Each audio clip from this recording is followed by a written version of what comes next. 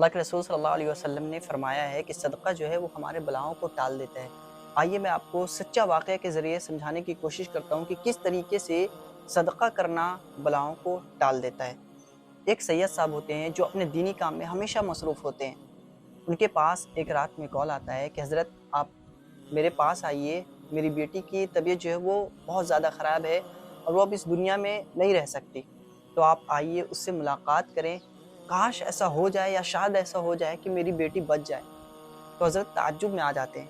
اور بولتے ہیں کہ ایسا تو پاسبل ہے نہیں، اور بہت سمجھاتے حضرت اس کو، پھر بھی وہ مانتا نہیں ہے۔ وہ بولتا ہے حضرت بس آپ ایک مرتبہ آ جائیے۔ سید گھرانے کے ہوتے ہیں حضرت، اور بہت ہی متقی اور پرہیزگار ہوتے ہیں۔ تو حضرت کال رکھنے کے بعد بہت سوچتے ہیں جاؤں یا نہ جاؤں، اگر میں نہ جاؤں اور اس کی بیٹی کا انتقال ہو جائے تو پھر میرے اوپر ایک بوجھ رہے گا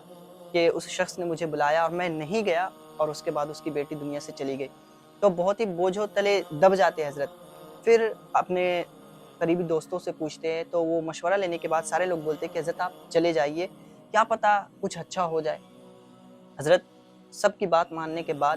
ہاسپٹل میں جاتے ہیں۔ ہاسپٹل میں جانے کے بعد اس کی حالت دیکھتے ہیں تو حالت بہت خراب رہتی ہے۔ پھر بھی حضرت سوچتے ہیں کہ یا اللہ، دعا کرتے یا اللہ کسی طرح اس بچے کی جان بچا لے، اس نے مجھے یہاں بلایا ہے کہ حضرت آپ کے آنے سے اور آپ آ کر کے دعا کر دے تو شاید کاش میری بچی بچ جائے، تو یا اللہ کسی طریقے سے اس کی جان بچا لے۔ اسی درمیان سید صاحب کے دماغ میں ایک حدیث آتی ہے کہ صدقہ بلاؤں کو ٹال دیتا ہے۔ حضرت فوراً بولتے ہیں اس کے باپ سے کہ ایسا کریں کہ آپ ابھی اس لڑکی کے لیے صدقہ کریں، اور صدقے میں انہوں نے مشورہ دیا کہ ایک کھسی کہیں سے لایا جائے، اور رات ہو رہی تھی، رات کا سمے تھا، رات کا وقت تھا، تو لوگوں نے کہا کہ کیسے ابھی کیا جائے گا، لیکن پھر بھی جان کی بات تھی تو کسی نہ کسی طریقے سے لوگوں نے وہاں کھسی کا انتظام کر لیا۔ اس کے بعد حضرت نے کہا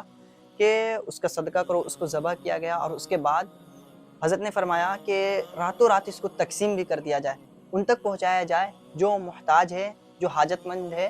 جو ضرورت مند ہے، ان تک یہ صدقہ کا گوشت پہنچایا جائے، اور راتوں رات صدقے کا گوشت بھی لوگوں تک بٹوا دیا جاتا ہے۔